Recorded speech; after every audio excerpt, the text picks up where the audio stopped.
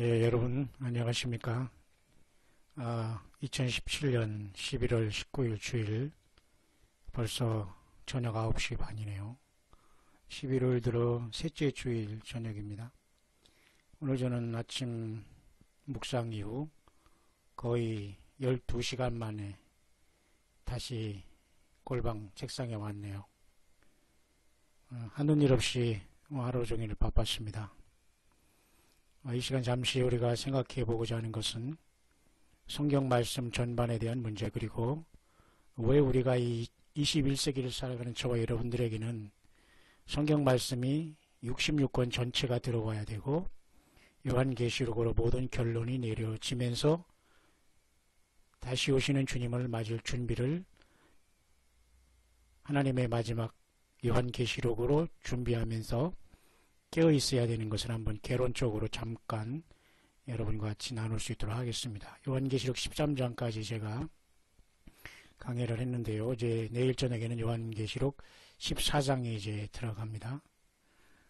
이번에 요한계시록은 참 3, 40분 주어진 시간 안에 제가 22장을 22일 동안 하지만 이제 매우 중요한 것들과 그리고 매우 심플하면서도 어렵지 않게 제가 주님 안에서, 성령 안에서 제가 정말 우리 주님께 모든 걸 의지하면서 쉽고 평이하면서 성령의 교회들에 가신 말씀을 누구나 다 들을 수 있도록 그렇게 인도하심을 받으며 하는 과정이었습니다. 그러니까 여러분들은 어느 특별한 사람의 책이라 생각하지 말고 내가 예수님의 종이고 주님의 사람이라면 누구든지 이 말씀을 사모하면서 이 말씀을 모두가 심령에 여러분 모두가 다 심령으로 신비 새기기를 바랍니다. 오늘도 우리가 추수감사절을 맞이해서 성찬식을 저희 오래간만에 제가 오늘도 성찬위원으로 오래간만에 제가 또 이렇게 교회에서 봉사했습니다만 주님이 오실 때까지 교회가 할 수 있는 딱 두 가지의 식은 성찬과 세례입니다.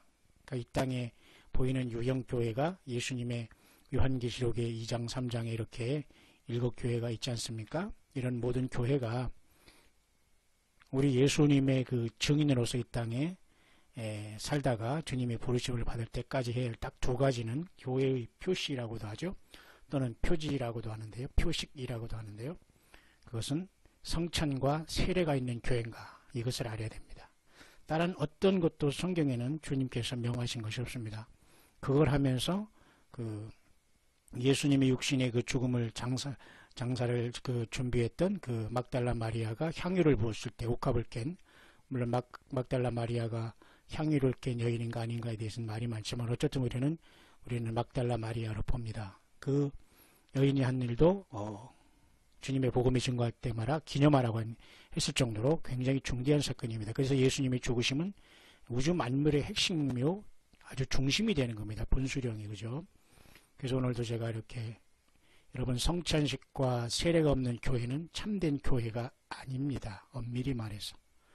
여러분 심각하게 정신 바짝 차리시길 바랍니다.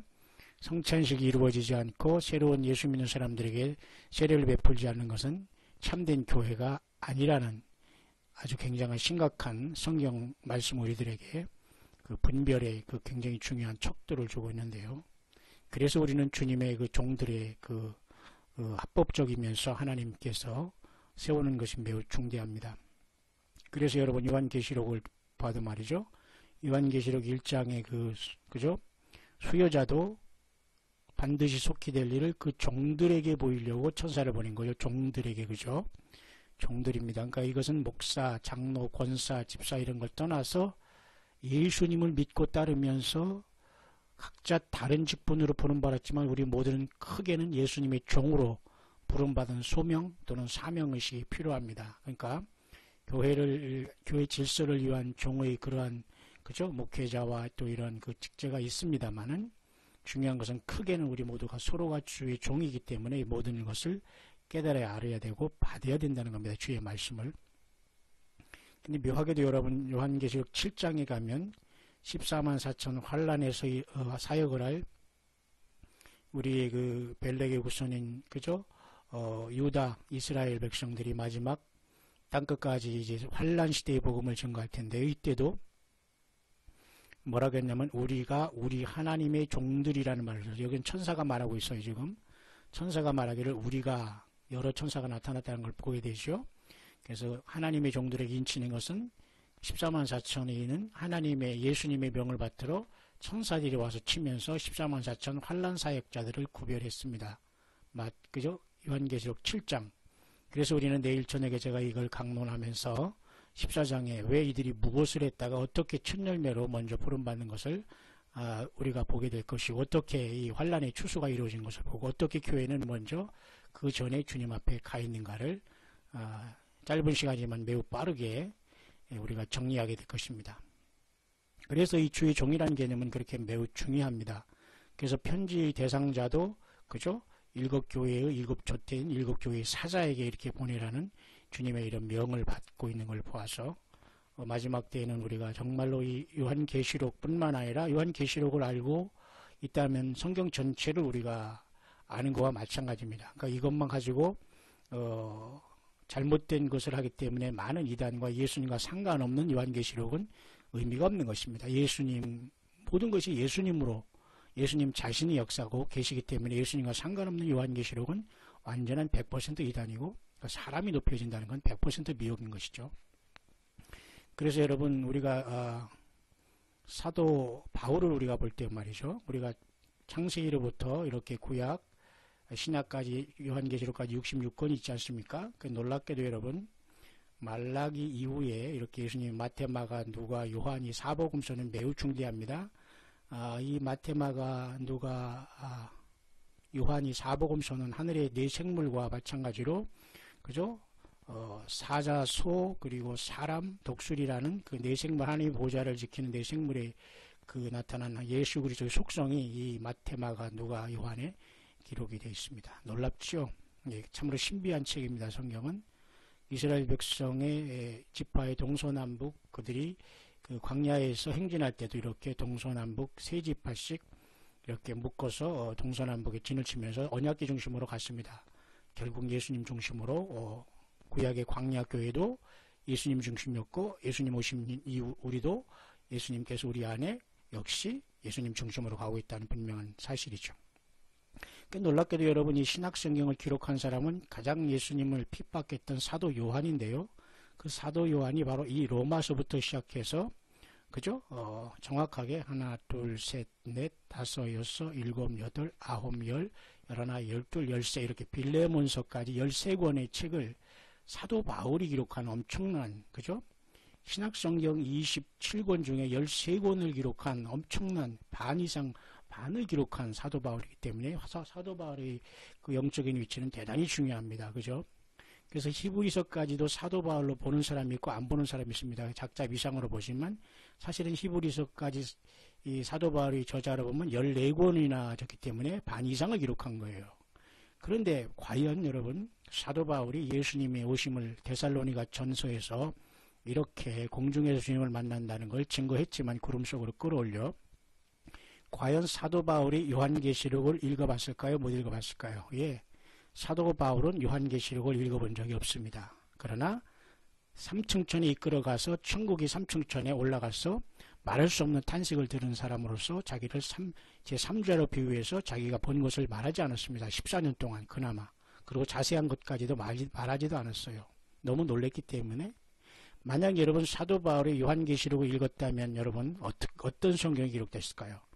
엄청난 변화가 있겠지만 역시 하나님은 그 뜻이 있어가지고 요한계시록은 사도 바울이 읽지 않게 했어요. 그래서 사도 바울의 서신은 거의 AD 60년경에 거의 다 마무리된 걸로 봅니다. 사도 바울이 투옥되고 로마에 가서 이렇게 투옥되면서 고통을 당하면서 아마 순교했을 때 거의 AD 60년경인데요. 그러나 이때 마지막 사도인 사도 요한은 요한계시록 기록하기 위해 성경에는 나와 있지만 이런 설이 있습니다. 그 핍박을 피해서 그 소아시아로 가서 지금 소아시아 계시록 7개의 교회를 그가 그 돌봤다는 말도 있고, 그래서 도미티안 그 황제라는 로마의 그 잘못된 왕의 핍박을 피해서 AD 95년경에 그죠? 반모섬으로 유배돼서 거기서 요한계시록을 기록했다고 하는 것입니다. 그래서 도미티안이 암살된 다음에 다시 96년에 돌아와서 여러분 요한계시록이 가장 끝에 기록한 걸로 보셨죠? 사실은 안 그렇습니다. 요한계시록 AD 약 95년경에 이렇게 사도 바울이 95, 6년경에 기록하고 그가 다시 도미티안이 죽은 다음에 에베소로 돌아와서 그때 이렇게 요한복음과 요한 1, 2, 3서를 기록한 것입니다.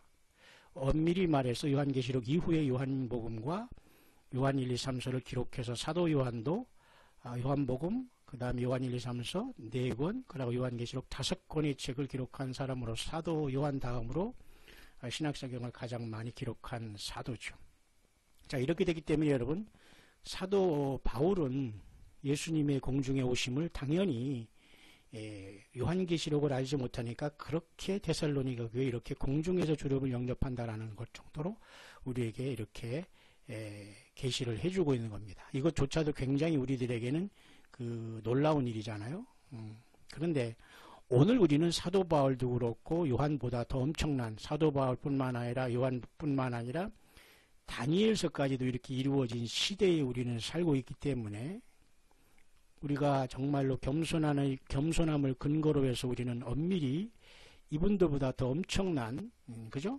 하나님의 말씀의 완성의 단계를 깨달을 수 있는 넘치는 열려진 주님의 말씀이 열린 시대에 우리가 살고 있다는 겁니다. 이것을 알 때에 점진적으로 이룬 하나님의 계시는 요한계시록을 통해서 이미 우리는 사도 바울도 몰랐던 요한계시록을 알고 있고 그리고 다니엘서조차도 그때 봉함되어 있다가 사도 바울 시대도 열리지 않았고 사도 요한 때도 열리지 않았던 것이 열렸기 때문에 오늘 우리는 계시록까지 열려지고 다니엘까지 이렇게 이루어진 시대에 우리는 살고 있기 때문에 사실 오늘날 영적으로 주님을 사랑하고 깨어있는 주의 종이라면 당연히 요한계시록을 통해서 성경 전체를 관통하는 깨어있어 때를 따라 양식을 나누는 종들이 바늘에 전 세계적으로 많이 일어나 있어야 되는 것이 지극히 정상이라는 것입니다. 그래서 여러분 저는 요한계시록 14장을 이제 내일 강의하면서 엄청난 사실을 발견했고 굉장히 중요한 것들을 많이 봤습니다. 여러분들 영적인 귀가 있고 주님을 사랑하는 여러분들은 모두가 여러분 작곡은 종이라는 걸 명심하시고 신학 공부하고 안수받은 거와는 전혀 상관없습니다. 예수님을 사모하고 주님을 증거하고 있다면 주의 종들이라는 겸손한 의식을 가지고 사명감을 가지고 꼭 이 말씀을 꼭 관통하시고 무장하셔서 전달하시기를 바랍니다. 더욱더 겸손하게 하나하나 자기가 깨달아진 분야를 주변에서 예수님이 다시 오시니까 기다리라는 이 깨어있어야 된다는 말씀으로 여러분의 사랑을 가지고 잘 증거해서 함께 주님을 만나는 우리들이 되기를 바랍니다. 그래서 요한계시록에 이제 내일 볼 때는 환란 때의 추수에 대해서 우리가 이제 정확하게 모든 걸 이제 다 보게 될 것입니다. 그 때문에 여러분 이 모든 것은 혼란에 빠진 요한계시록은 주님께서 마지막 때까지 숨겨놓으셨고 주님을 사랑하는 자들에게는 이 모든 것을 아주 성령님께서 쉽게 우리들에게 알려주시고 있는 시대에 우리는 살고 있습니다. 뿐만 아니라 여러분 주님께서는 우리를 성전 삼고 우리 안에 계신데도 불구하고 우리는 그동안 너무도 우리 예수님을 고말리 장천 하늘에서만 찾았고 내 안에 오신 예수님을 너무도 많은 죄와 슬픔과 외면과 무서운 죄악과 엄난으로 주님을 너무너무 슬프게 해드린 것을 우리가 회개해야 됩니다. 여러분 이것을 깨달으시고 지금이라도 처음 사랑을 회복하셔서 우리 주님께 돌아오셔서 우리 주님을 만나고 요한이 기록한 예수님의 계시의 말씀을 온전히 성령을 통해서 여러분들이 성령의 교회들이 가신 말씀을 잘 듣고 남들이 이단이라 한다는 이런 문제는 전혀 신경 쓰지 마시고 종말론자가 아닙니다. 우리는 예수님을 기다리는 주님의 교회요 금초대로서 주님의 종들로서 이 세상에 살지만 이 세상에 속하지 아니하는 요한계시록 4장의 하늘에 둘른 24보좌에 멸류관을 쓰면서 주님께 영광을 돌릴 이기는 자들이라는 걸 여러분 굳게 명심하시고 마지막까지 소망을 가지고 여러분 깨어서 주님을 맞을 준비하시며 함께 주님을 만나는 우리들이 되기를 바랍니다.